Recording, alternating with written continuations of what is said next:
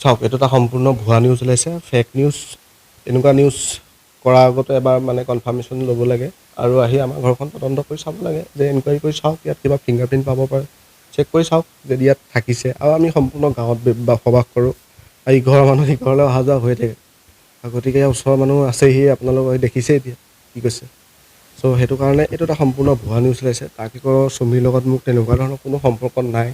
মই as a freelancer photographer হয়, মই চিনেমেটোগ্ৰাফী কৰোঁ। তাৰ কাৰণে মই যোনে ডেট আগতীয়াকৈ বুক কৰি মই তাৰ লগতে কাম কৰোঁ, ফিক্স কৰোঁ।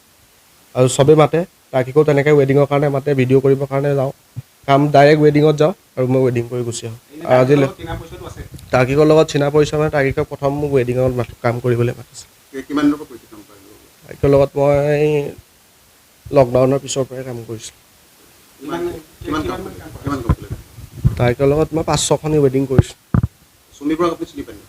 তাৰ্কিকৰ ৱাইফ বুলি গম পাওঁ আৰু চুমি বৰাক মই গুৱাহাটী ৱেডিঙত লগ পাইছিলোঁ। গুৱাহাটী ৱেডিঙত লগ পাইছিলোঁ মানে তাতে মই ৱেডিং কৰি আছিলোঁ, আৰু যিহেতু আমাক চবকে ইনভাইটেশ্যন কৰিছিলে, আমাৰ ডাঙৰ ফটোগ্ৰাফী গ্ৰুপ আছে, সকলোকে ইনভাইটেশ্যন কৰিছিলে, সকলো আহিছিলে। সেই বহুত দূৰ দূৰণিলৈকে মোৰ কোনো সম্পৰ্ক নাই মোৰ লগত। মই কাম কৰোঁ, তাৰ্কিকদাকো ফোন কৰোঁ, তাৰ্কিকদাক মই নিজে ফোন কৰোঁ, কেতিয়াবা অকল কামৰ যিটো মোৰ পইচা বিচাৰি ফোন কৰোঁ, সিমানে ফোন কৰোঁ। মই কাম কৰোঁ, কামৰ বিনিময়ত পইচাটো বিচাৰি ফোন কৰোঁ। নাই, মই ঘৰতে আছোঁ আজি 1 মাহ হ'ল। নাই কোনো ধৰণৰ সম্পৰ্ক নাই, কেলৈ কৰিম তেওঁলোকৰ লগত। কোনো ভাল বেয়া সুধিবলৈও মোৰ কোনো দৰকাৰ নাই, মই জাষ্ট কাম কৰোঁ, কামৰ পইচা লওঁ, সিমানেই। আৰু তাৰ্কিকদাৰ লগত মই আজিলৈকে ইমান দিন আছোঁ, 2 বছৰ দিনত কিন্তু তাৰ্কিকদাৰ মুখত এটা শব্দ ট্ৰেডিঙৰ বিষয়ত আমি শুনা নাই। এইবোৰ ভুৱা নিউজ ওলাইছে, ফেক নিউজ, আৰু ক'ৰ পৰা ওলাইছে মই তাৰ ওপৰতো এখন মানে এজাহাৰ দিম বুলি ভাবিছোঁ।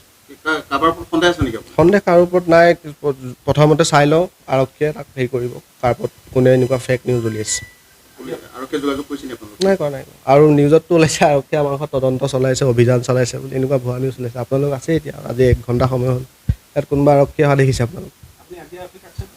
মই আজি আৰক্ষীক আছোঁ।